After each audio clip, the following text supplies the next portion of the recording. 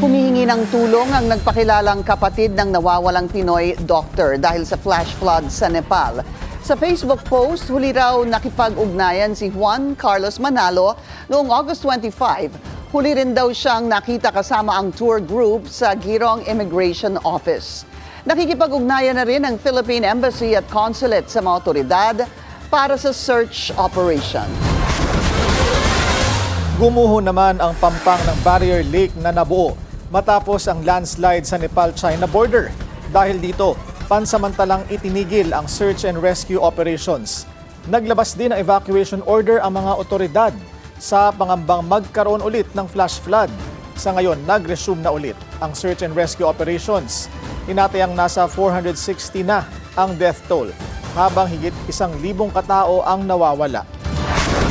Mag-follow sa aming mga social media accounts at mag-subscribe sa aming YouTube channel para sa pinakahuli at eksklusibong mga balita.